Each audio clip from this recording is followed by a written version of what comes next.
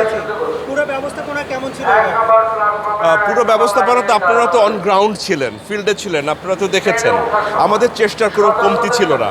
আমাদের সীমাবদ্ধতা আছে, আমাদের যেমন কোচের লোকোমোটিভের স্বল্পতা আছে, লোকবলের স্বল্পতা, তারপর আমরা সর্বোচ্চ চেষ্টা করেছি, আমাদের সীমিত সামর্থ্যের মধ্যে সর্বোচ্চটুকু দিতে চেষ্টা করেছি। তারপরে আপনারা দেখবেন, আমিও দেখেছি, আপনারা আমাদের সব অফিসের মোবাইল কোর্ট থেকে শুরু করে আমাদের ভিজিলেন্স টিম, আমাদের রেলের বড় অফিসার থেকে ছোট অফিসার, কারো কিন্তু ঈদ নেই, সবাই কিন্তু কাজ করছে। তো আপনারা দেখেছেন আমাদের চেষ্টার কোনো কমতি ছিল না। দু একটা ঘটনা ঘটেছে বিচ্ছিন্ন, যেমন অনেকের দেখেছেন যেটা রিল এসছে আমাদের ফেসবুকে, বিভিন্ন জায়গায় যে ঢুকতে পারছে না, কারণ তারা খুব দেরি করে তারা এসেছে। এত ভিড় গতকালকে এবং পরশু ছিল, বিশেষ করে গতকালকে, এটা আসলে তাদেরও সমস্যা। যদি এটা আমাদের আসলে শুধুমাত্র ম্যানেজমেন্টের সমস্যা সেটা নয়, এটা যারা যাত্রী তাদের এন্ডেও কিন্তু সমস্যা আছে।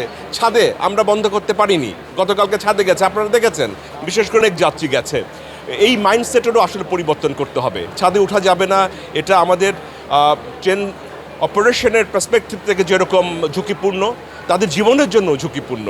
কাজে এই জিনিসগুলো আমাদের মাইন্ডসেটগুলো তাদেরও কিন্তু চেঞ্জ করতে হবে। আমরা আমাদের সর্বোচ্চ চেষ্টা করেছি একটা স্বাচ্ছন্দ্যপূর্ণ ঈদ যাত্রা উপহার দেওয়ার জন্য। উত্তরবঙ্গের যাত্রী অনেক বেশি থাকে। না আছে, আপনারা জানেন যে আমাদের লোকোমোটিভ থেকে শুরু করে কোচ কেনার আমাদের বেশ কিছু প্রকল্প কিন্তু অনগোয়িং, এগুলো আছে, এবং আমরা সামনে আরও প্রকল্প নিচ্ছি।